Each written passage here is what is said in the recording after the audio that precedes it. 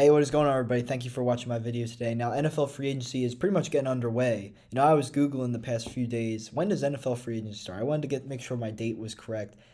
I saw Wednesday, March 16th, so that's what I had in my head. But apparently, the two-day negotiating window actually opened today, which basically means that Adam Schefter, Ian Rappaport, all the reporters for the NFL will be pretty much leaking all these negotiations and basically reporting what deals will be being signed in 2 days from now. So today is the real start of free agency. So with that in mind, I'm just going to try and go over some of these signings that have already happened these first few hours as quick and in depth as I possibly can. You know how I am. I go on these 5-minute rants about the most random things.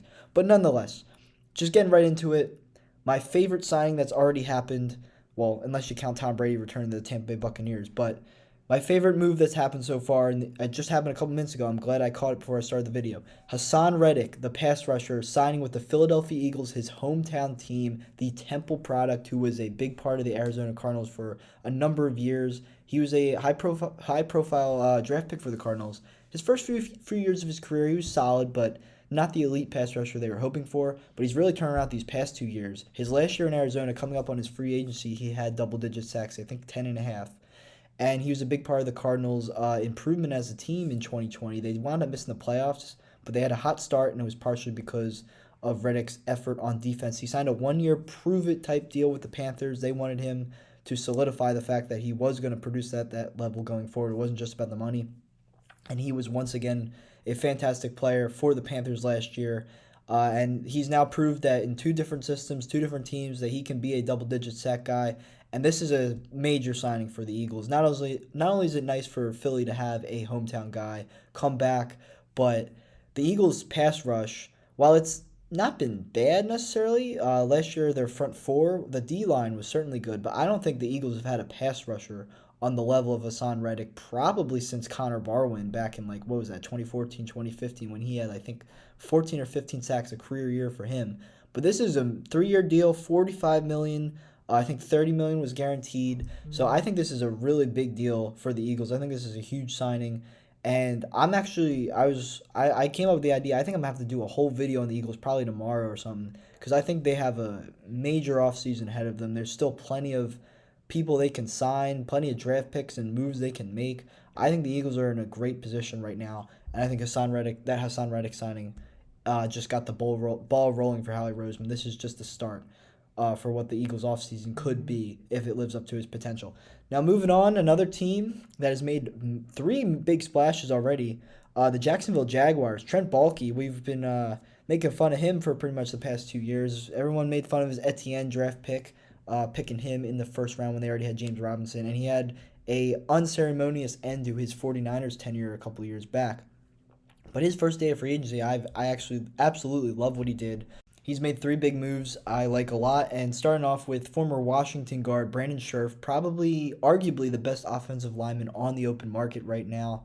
They signed him to a big deal, and he's been a former Pro Bowler. He dealt with, I think, a bit of injuries last season, had a bit of a down year, but he has the resume of being a top-notch guard in the NFL.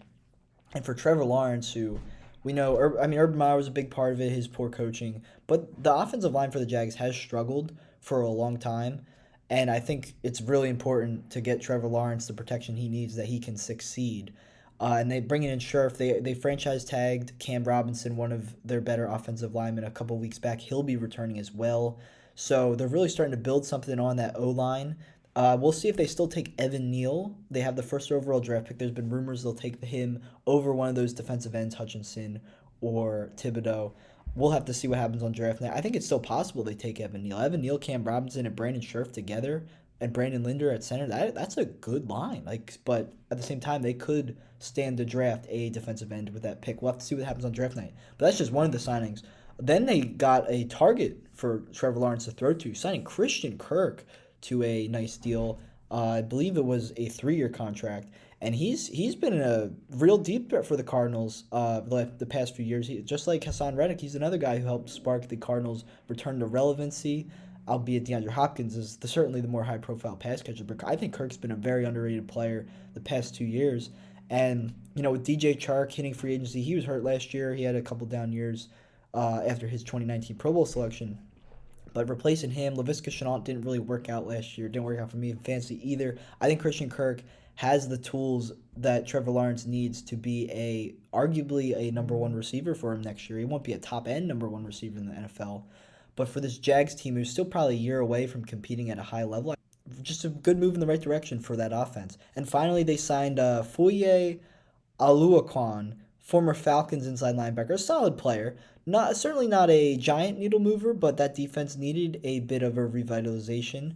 And he's a solid player. He makes tackles. I mean, I'm not going to pretend I've watched a ton of his tape. He's really only come into relevancy since the Falcons fell out of relevancy as a team. But I know he's at least a solid player, and he's certainly not going to hurt either. So all three of those signings for the Jags, I think, are really, really good. And just like the Eagles, I think they have an offseason of moves that could really help improve the team ahead of them. Another offensive lineman signing that I really liked, and another line that could get a lot better next season in 2022. The New York Jets signed former 49ers guard Laken Tomlinson, who is another really underrated offensive lineman. He's never made a Pro Bowl, but he's a rock-solid player. He's really helped the Niners, Kyle Shanahan's run game over these past few seasons. I remember the Lions discarded him super fast. They took him in the first round. He only lasted about 2 seasons there. Niners kind of stole him cheap, and he blossomed into something really special. Now he'll be going to the Jets to protect another young quarterback, Zach Wilson. He'll be joining some solid offensive linemen. Elijah Vera Tucker, his fellow guard on the team now. He had a solid rookie season. Mekhi Becton, we know that he's hyped up as one of the most athletic, most standout offensive linemen from a physical standpoint in the NFL. You know, he had some injury issues last season. The Jets are reportedly rumored to be a little frustrated with him, but he's only in his second year in the league. There's absolutely no reason he can't bounce back and fulfill his potential as a top-notch tackle. So I think the Jets also are heading the right direction for protecting their young quarterback going forward. Another signing I really like, Dolphins re-signed Emmanuel Ogbah, 4 years, $65 million. I think he's stood out as a pass rusher plenty for them in Brian Flores' previous 2 seasons in 2020, 2021. He's their top front 7 guy on the team over the past 2 seasons, and it's really important that they kept him. He had 10 sacks. He's another guy. This free agent class, it's a free agent class of a lot of solid players, not stand out. They're not in the ads, but good players who can really help their team. And I think re-signing Ogbah is only going to help the Dolphins going forward. Another signing I really liked, Alex Kappa. We know the Bengals needed another offensive line signing. We knew the Bengals needed offensive line help. It was their lone deficiency last season, I would say. And I thought they were going to go after Brandon Scherff. The Jags got him, but they got a nice consolation prize. Former Buccaneers guard Alex Kappa signed a 4-year, $40 million deal with them. I just think he's going to be a big help, and the Bengals will probably draft an offensive lineman as well. They also signed Ted Karras, former Patriot and Dolphin, to a smaller deal. He's okay, but the main takeaway here is the Alex Kappa signing, and that's going to be a big deal for the Bengals offensive line if they want it to improve going forward. And speaking of the Bengals, they did lose a key part of their defense. Larry Ogunjobi, who I always liked a lot on the defensive line in Cleveland, I thought he was a bit underrated. He had a bounce-back year with the Bengals last season. He had 7.5 sacks at defensive tackle. He'll be signing with the Bears. And the Bears, I think they've done a nice job of reloading their pass rush, their front 7 the last 2 years. We saw Robert Quinn break out in a big way last season. Not break out, but bounce back, return to elite play. He had 18 sacks, I believe, last season. And bringing in Ogunjobi is just going to add more pass rush and skill to that team. They just traded Khalil Mack to the Chargers, so they're going to need to make up for a bit of that, although Mack dealt with injuries last year. So I like that. And the last deal I would be remiss if I didn't talk about this. The Pittsburgh Steelers just signed Mitch Trubisky to a 2-year deal. He's expected, at least right now, unless they draft someone like Kenny Pickett, but it seems like, seeing as a 2-year deal, that Trubisky will be the starting quarterback. I think it's a really good move for both sides. Obviously, everyone's made their Mitchell Trubisky jokes over the years, but I thought Bills were absolutely right to get him as the backup quarterback a year ago. He was a top-notch backup to have, and now he'll get the opportunity to prove himself with the Steelers. And obviously, this is the best situation of his career he's ever been in. He's got a real coach in Mike Tomlin. He's got a real, front office. He's got Najee Harris back there, probably the best running back he's played with, easily, I would say. Solid receivers, Deontay Johnson, not as good as Allen Robinson, but the organizational structure, the organizational consistency might help Mitch Trubisky at least reach an adequate level of play. And if it doesn't work out, this isn't too big of a deal. Only 2 years. The Steelers will be able to get out of it. Um, so yeah, that's gonna do it for my free agency initial reaction. I'm gonna have more coming. I also want to touch on my Packers in another video because we're doing some good things, some bad things. We'll see how it all shakes out. It's gonna depend on this Davante Adams situation if I'm satisfied with the offseason. But it's kind of early right now. And also, like I said, I think I'm gonna have to donate some time to the Eagles and go into uh, how important this offseason is for their franchise because I'm really encouraged but also a bit worried about because of Howie Roseman's reputation of as an inconsistent drafter and GM in general. But overall, thank you guys for watching my video today. I'm excited to see how the NFL free agency continues to unravel. So make sure to stay tuned for more videos come. Have a great rest of your day. Never mind, the video isn't over because the Packers. I know I said do the Packers another time, but I'll do the overall Packers.